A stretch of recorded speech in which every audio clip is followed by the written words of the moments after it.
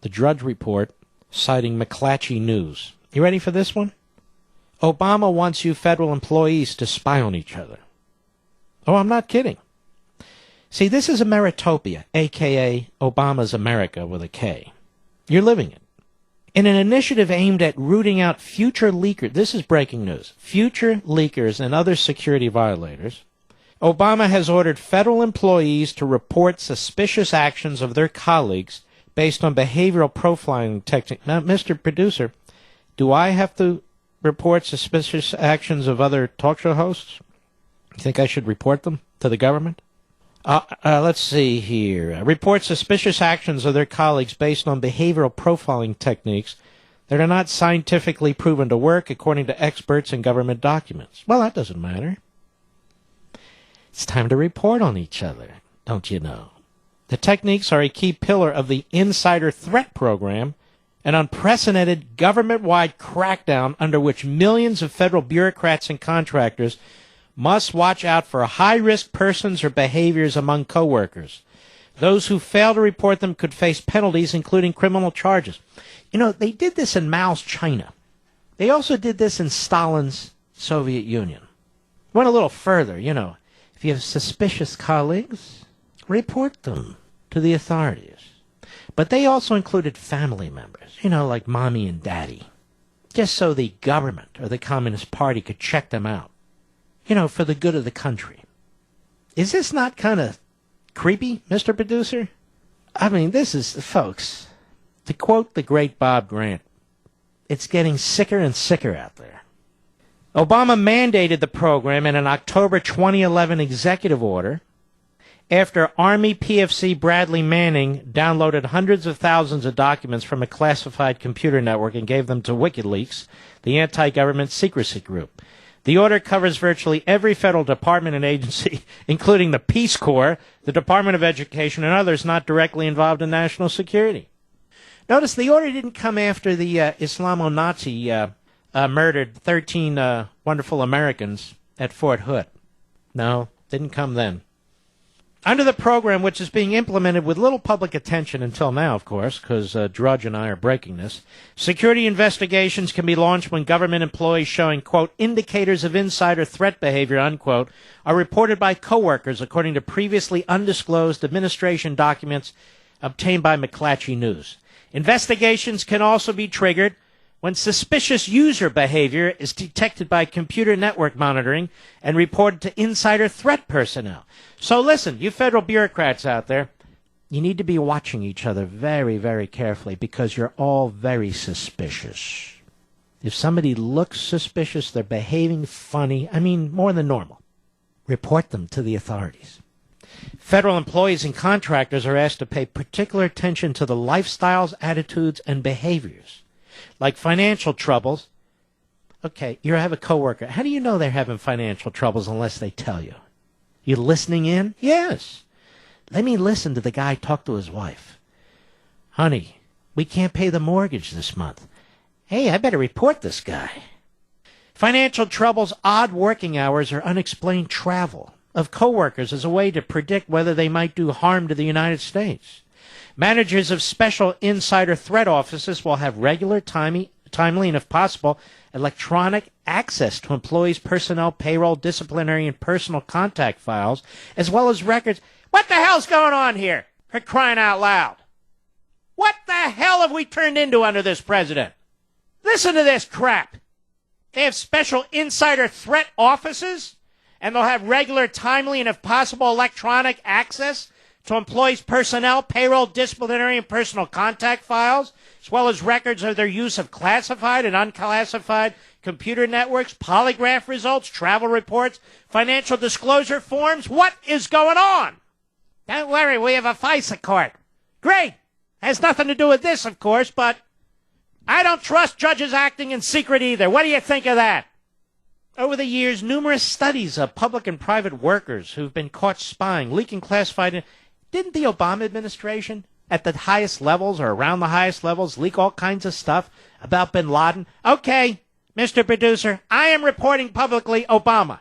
Because if he didn't leak that stuff around the bin Laden raid, certainly his key advisors did. So, I'm reporting him. And, Mr. Producer, Very suspicious travel habits. Did you notice?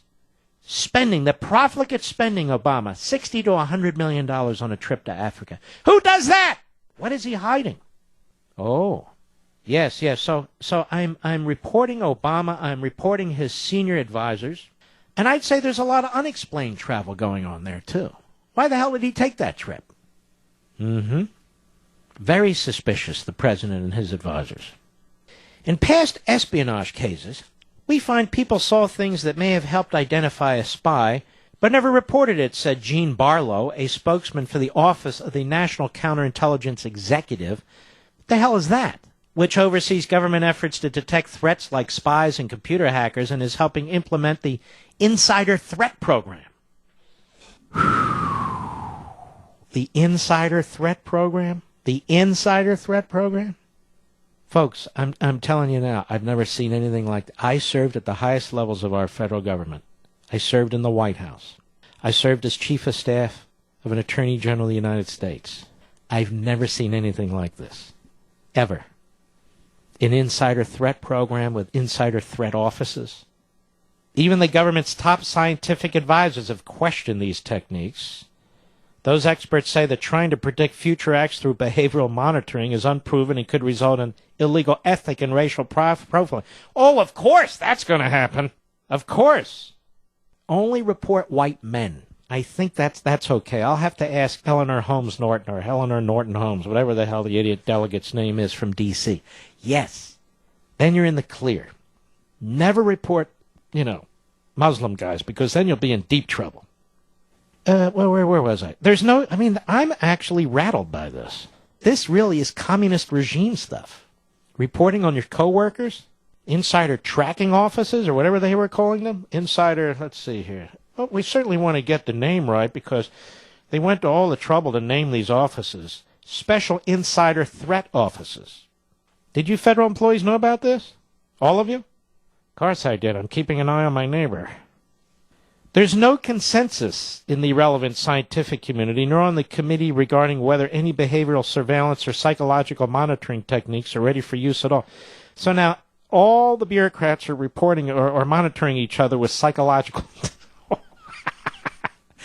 It's sick, but it's funny. Psychological monitoring techniques. Look how he's playing with the pencil over there. He's almost obsessed with that pencil. He's fondling it. He's twirling it. He's shooting rubber bands off of it. I think I'm going to report him. The emphasis on individual lifestyles, attitudes, and behaviors comes at a time when growing numbers of Americans must submit to extensive background checks, polygraph tests, and security investigations to be hired or keep government or federal contracting jobs. Now, here's the irony. I talked earlier about these voter IDs. My God, how intrusive can you get? A voter ID like a driver's license? What? That's like a poll tax. That's like a literacy test, which is absurd. Meanwhile, the same administration that is condemning voter ID pictures, when you vote, keep an eye on your neighbor. That's that the person sitting next to you could be a spy. They look funny. They act funny. You got to report them. This is your job. It's your duty. And if you don't, we're going to penalize you. And maybe they'll use their best German when they're at it. While the Insider Threat Program mandates that the nearly 5 million federal workers and contractors with clearances undergo training, they mean indoctrination. In recognizing suspicious behavior indicators, it allows individual departments and agencies to extend the requirement to their entire workforces, something the United States Army has already done. Training should address current and potential threats in the work and personal environment, and focus on the importance of detecting potential insider threats by cleared employees and reporting suspected activity to insider threat personnel and other designated officials. The White House, the Justice Department, the Peace Corps. What's with the Peace Corps they keep bringing up? And the Departments of Health and Human Services, Homeland Security, and Education refused to answer questions about the program's implementation. Instead, they issued virtually identical email statements directing inquiries to the Office of the Director of National Intelligence, who declined to comment and didn't respond. Now, Caitlin Hayden, a spokeswoman for the White House National Security Council, said in her statement that the Insider Threat Program includes extra safeguards for civil rights, civil liberties, and privacy. But she didn't elaborate. Yeah, we're just going over white males. We're focused on white males. Even so, the new effort failed to prevent former National Security Agency contractor Edward Snowden from taking top-secret documents. Now, the initiative goes beyond classified information leaks. No way. It includes as insider threats damage to the United States through espionage, terrorism, unauthorized disclosure of national security information, or through the loss of degradation of departmental resources or capabilities. What? Although agencies and departments are still setting up their programs some 2 years later, some employees already are being urged to watch coworkers for indicators that include stress, divorce, and financial problems. Hey, Frank, are you divorced? Yes. I think I'm going to report Frank. Frank's divorced, and he looks a little stressed to me. And, of course, everybody in America, or almost everybody in America, is having financial problems under this magnificent policy that the president's put in place called socialism. Look, we're simply educating employees about basic activities or behavior that might suggest a person is up to improper activity. I'm not done with this, folks. I think you need to know. Because this government is so out of control. How can you love your country and hate your government? Who said that? That idiot Gerson, I think, who worked for Bush. How can you love your country and hate your... I hate what this government is doing because I love my country, you imbecile. But I want to get back to this. This Obama executive policy where 5 million federal employees and federal contractors are supposed to be spying on each other. McClatchy, this is a breaking story right now. It's on the Drudge Report, and we will link to it as well. All departments and agencies involved in the program must look closely and track their employees' online activities. The information gathered by monitoring, the administration documents say, could be used against them in criminal, security, administrative proceedings.